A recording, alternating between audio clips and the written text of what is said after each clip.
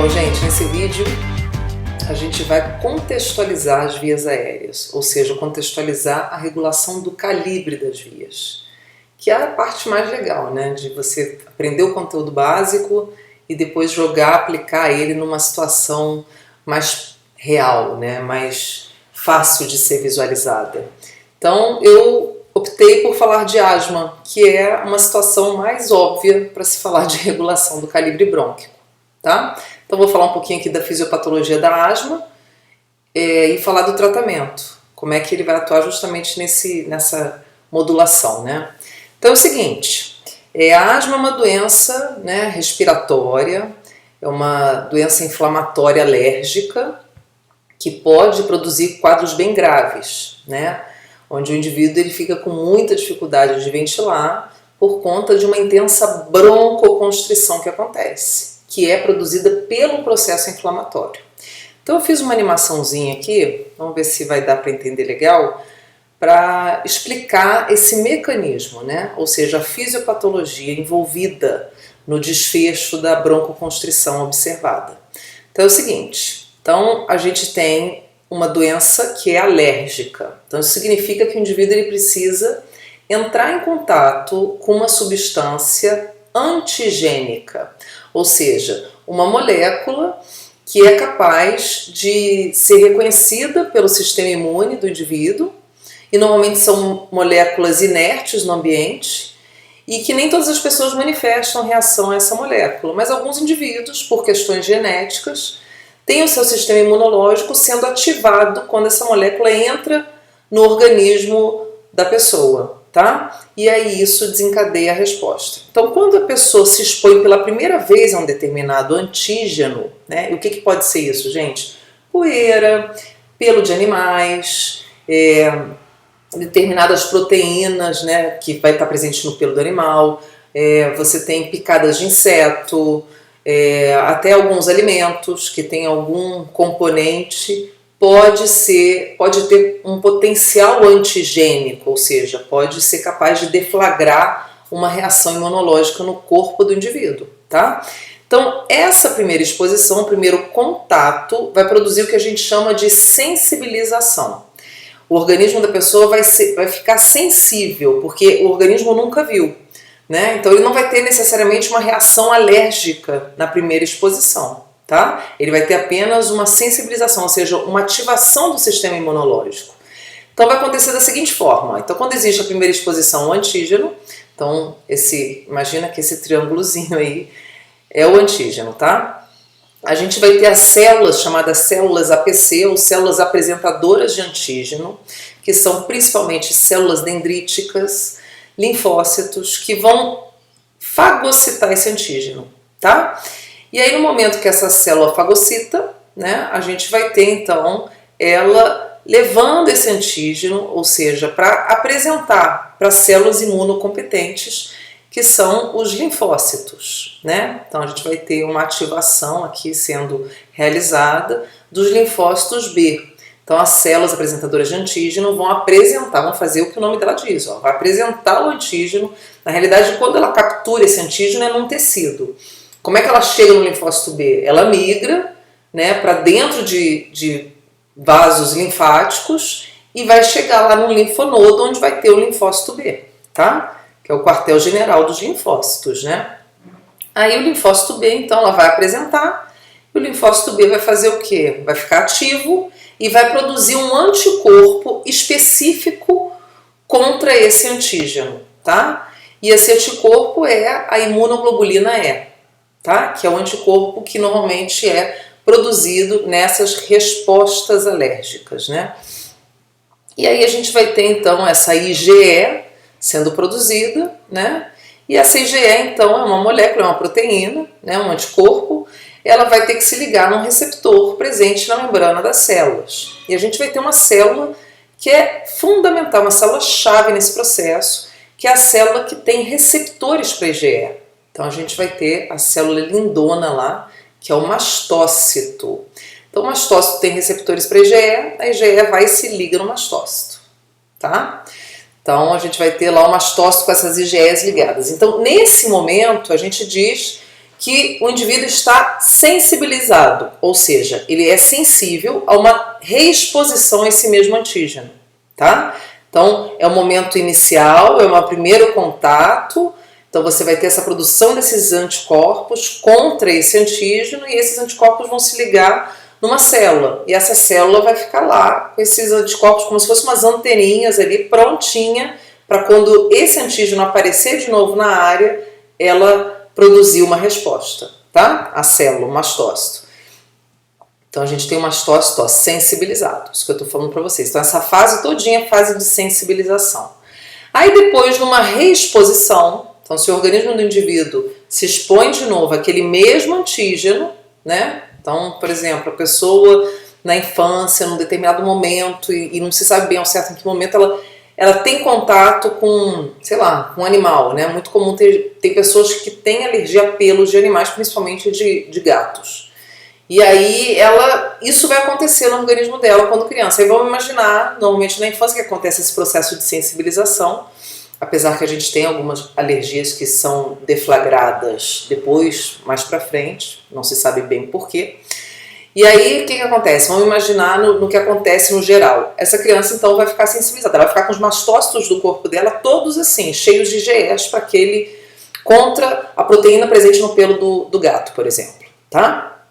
Então, esses mastócitos estão aonde, gente? São células teciduais, tá? Estão principalmente localizados aí em tecidos conjuntivos do corpo, quase que todo, mas uma grande concentração no trato respiratório. E aí ela se expõe de novo, né? Entrou em contato de novo lá com o animalzinho, vou imaginar assim.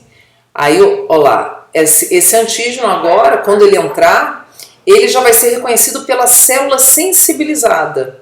E ele vai se ligar aqui bem nos epítopos, que a gente chama das IgEs, que é a porção da IgE que vai ser específica contra o antígeno, onde tem a especificidade, vamos imaginar, é onde é a fechadura da IgE.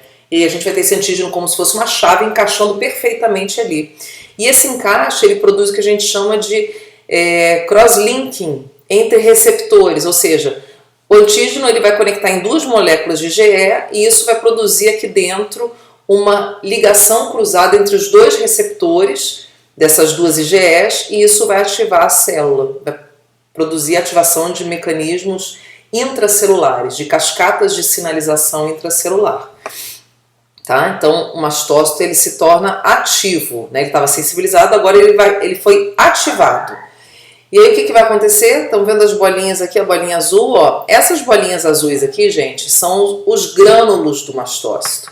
O mastócito é uma célula que é cheia de grânulo no citoplasma e nesse grânulo a gente tem o quê? Como se fosse um saquinho assim, um compartimento cheio de mediador inflamatório. Principalmente histamina, é o principal mediador inflamatório. Fora esses mediadores que está dentro desse grânulo, tem citocinas também, enfim.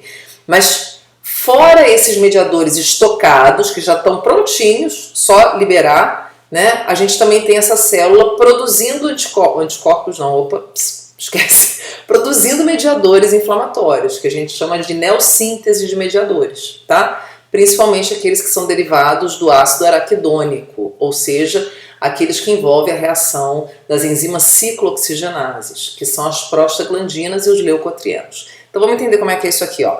Então quando a gente tem esse cross-linking entre receptores de IgE, a gente tem essa célula ativada, e essa ativação produz a liberação desses grânulos que estão cheinhos de mediadores inflamatórios, né? Ou seja, substâncias que são capazes de produzir inflamação. E aí a gente vai ter então o evento chamado de desgranulação mastocitária. O mastócito vai liberar esses grânulos, que é o que aconteceu aqui, ó. Tá vendo a bolinha azul? Estava aqui dentro, foi parar aqui fora, vai para o meio extracelular. Então, olha lá, aqui, isso aqui foi eu que fiz, tá, gente? Está meio tosco por isso. Então a gente vai ter esses grânulos sendo liberados, saindo da célula, sendo secretados, e aí eles vão liberar o seu conteúdo, tá? No meio extracelular. Esse conteúdo é de quê? Mediador inflamatório. Então a gente vai ter aí, ó, histamina, vai ser um mediador que vai sair dessa célula. A gente vai ter leucotrieno, que é um mediador neossintetizado, e a gente vai ter as citocinas, tá? Ó, aqui tá ilustrando isso, nessa gifzinha bonitinha, ó, esse processo que eu tô falando pra vocês, tá vendo? Ó, o antígeno ligou, fez cross-linking, os grânulos liberam, aí tá como se fosse um jato, né, de mediador inflamatório. E a gente vai ter basicamente a histamina e as citocinas. Os leucotrienos, eles são sintetizados na célula. Então você vai ter ativação de enzima ciclooxigenase que vão reagir com ácido araquidônico e vai levar à produção de leucotrieno, tá? E tem prostaglandina também, mas leucotrieno é mais a cara do mastócito. E aí o que esses mediadores vão fazer? Vão fazer bagunça? Vão produzir inflamação. A histamina, gente, é um mediador que vai ter receptores principalmente na parede vascular. E ela produz efeitos nessa parede como vasodilatação e aumento da permeabilidade vascular. Então ela produz vermelhidão, por exemplo, do local, e vai produzir aqui edema, ou seja, extravasamento plasmático, né? O líquido plasmático sai do espaço intravascular e vai parar no espaço intersticial.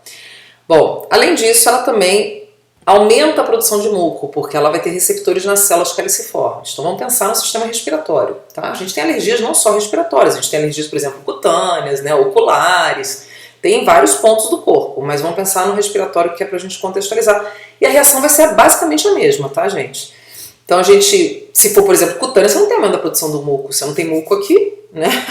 Então no trato respiratório a gente vai ter esse aumento da produção do muco pelas células caliciformes incentivado pela histamina. O leucotrieno também estimula a secreção de muco, tá? Bom, além disso, o leucotrieno também produz broncoconstrição, ou seja, a gente tem receptores de leucotrieno no músculo liso, presente na parede dos brônquios e bronquíolos, e ele vai produzir a contração dessa musculatura, levando à broncoconstrição. Bom, além disso, a gente tem também o leucotrieno produzindo atração de eosinófilo para o local, ou seja, eosinofilia.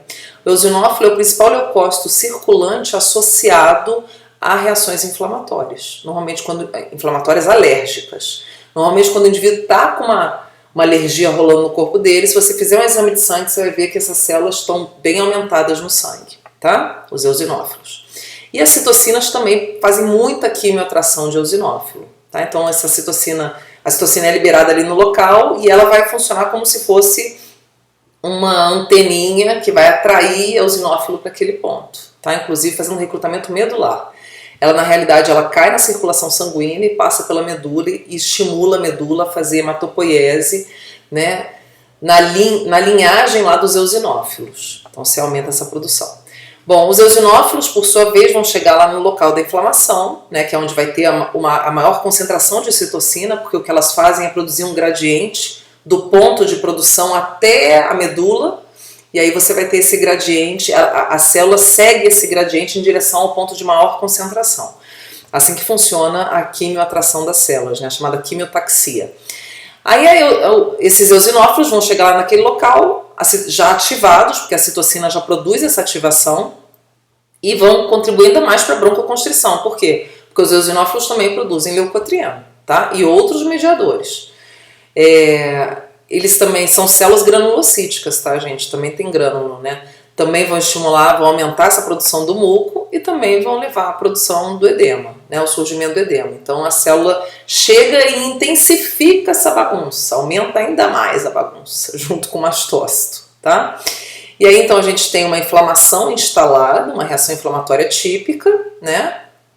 E essa inflamação acontecendo em vias aéreas, envolvendo principalmente, ó, broncoconstrição, brônquios e bronquíolos fechando, junto com muco dentro, recheado de muco, mais edema, ou seja, a parede espessa, isso tudo vai levar à redução da ventilação. A pessoa vai ficar com dificuldade de fazer o ar entrar, né, pelas vias aéreas, a passagem vai ficar estreitinha, bem pequenininha.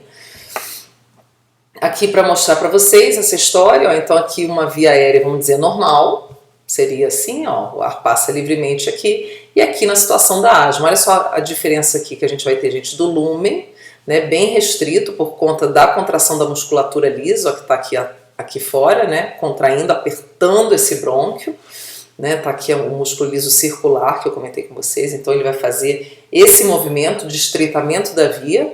A gente tem também a parede que está bem espessa, tá vendo? Comparado com esse aqui também a gente consegue visualizar que Que bacana a diferença, né? Bacana sim, é péssimo para quem sofre isso, mas para vocês verem como é muito forte e muito nítido. Essas alterações são muito nítidas. E isso contribui para o estreitamento da via e, além disso, para piorar tudo, a gente ainda tem isso tudo recheado de muco aqui dentro. Como se fosse, imagina, um churros recheados de muco. Deus me livre. Coisa horrível.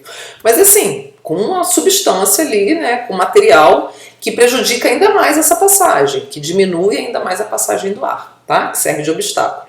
Aqui, ó, também mesma coisa, só ilustrando para vocês uma outra diferente. A gente consegue ver bem essa diferença, né? A via aérea é normal e aqui ela é inflamada, tá? A vermelha, né? O vermelhidão, a hiperemia, que a gente chama que é típica do processo inflamatório. O espessamento da parede por conta do edema e aqui cheinho de muco e além de tudo isso, a musculatura ainda apertando, né? Complicado. Bom, e como é que a gente consegue reverter isso, gente? Vamos usar agora aquela história que eu contei para vocês da regulação do calibre brônquico. A gente utiliza basicamente aqueles recursos. Então é o seguinte, normalmente a gente vai utilizar um agonista beta-2, que é uma substância que tem afinidade pelo receptor beta-2, assim como a adrenalina. Então, em situações de asma muito intensa, pessoa grave mesmo, normalmente é a adrenalina que se usa, tá? Direto, aí você produz uma broncodilatação imediata. Mas a gente tem outros medicamentos que vêm nesses dispositivos aqui, que são as bombinhas, né? Então tem salmeterol, tem salbutamol, tem fenoterol, enfim, que vão fazer o mesmo efeito, vão ativar o receptor beta-2. E a gente sabe quando ativa o beta-2, né? Então se liga no receptor beta-2, é um agonista, então ele promove a ativação, a gente vai ter o relaxamento da musculatura lisa, broncodilatação. Muitas vezes, gente, principalmente em crianças, né, mais novinhas, que vai fazer nebulização por conta de estados, por exemplo, chamados de bronquiolite e tal, você usa além do broncodilatador, e tem que ter muito cuidado com o broncodilatador, por quê? Porque essa substância ela tem afinidade por receptor beta. Onde mais a gente tem receptor beta? No coração. Então, se demole, isso aqui produz taquicardia, é um dos efeitos colaterais, porque você vai inalar, tudo bem, você está jogando direto no sistema respiratório, mas a gente sabe que o sistema respiratório o tecido pulmonar é o mais vascularizado do corpo, então isso vai chegar na circulação. E essa substância vai ativar receptores beta em outros lugares do corpo. Um desses lugares, o coração. E a gente sabe que a ativação do receptor beta no coração aumenta a frequência cardíaca, tá? Então é um efeito colateral importante. E aí o que acontece? Então em criança, normalmente você usa um broncodilatador naqueles nebulizadores, quando vai nebulizar a criança, em pequenas quantidades e usa mais de uma outra substância que a gente chama de brometo de ipatrópio, que é uma substância que vai antagonizar o receptor da acetilcolina, o receptor muscarínico. O que acontece? Se a gente broncodilata, a gente aumenta a ventilação. Aí o organismo entende, opa, está ventilando muito. Ele vai ativar quem? Nervo vago, que vai liberar acetilcolina. Então, para impedir esse efeito rebote que vai acontecer, esse reflexo vagal produzido pela broncodilatação, a gente faz também o bloqueio do receptor colinérgico, tá? Em adultos ele não funciona tão bem, as crianças são mais sensíveis a ele. Até muitas vezes, você utilizando só ele e um cheirinho de agonista beta-2, você já tira a criança daquele sufoco. Literalmente sufoco, né? Daquela asfixia. Então tá aí, ó. Então só que a gente sabe o seguinte, só broncodilatar resolve? Não, porque não é só a contração da musculatura lisa que está produzindo essa restrição. A gente tem também um processo inflamatório que tem que ser resolvido. Então, normalmente a terapêutica envolve o agonista beta-2 e um glicocorticoide, ou seja, um anti-inflamatório, tá?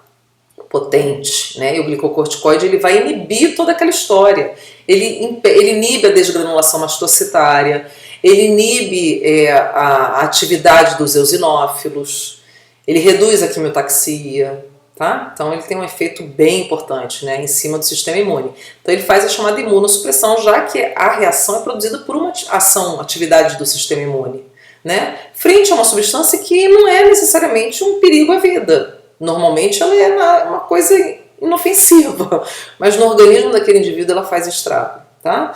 Então Então a gente tem a associação dessas duas substâncias, um broncodilatador, que é o agonista beta-2, e um anti-inflamatório, que é o glicocorticoide. Muitas vezes essas duas substâncias vêm juntas aqui no dispositivo que os asmáticos costumam carregar para tudo que é lado, né? E aí então a gente tem, se faz imunossupressão, a gente diminui a inflamação, significa diminui edema, diminui secreção de muco, né? Tudo que está fazendo estrago aqui. Então a gente combina os dois, esses dois juntos é que vão produzir o que, gente? O aumento da ventilação, tá? Não adianta só entrar com broncodilatador, tem que remover, tem que diminuir o processo inflamatório. Aí a gente aumenta a ventilação. Tá bom, gente? A coisa dessa, né? Eu tenho um carinho enorme por esse assunto, que eu convivi com ele durante um bom tempo da minha vida, em pesquisas e tal, essa questão da alergia. Então é isso.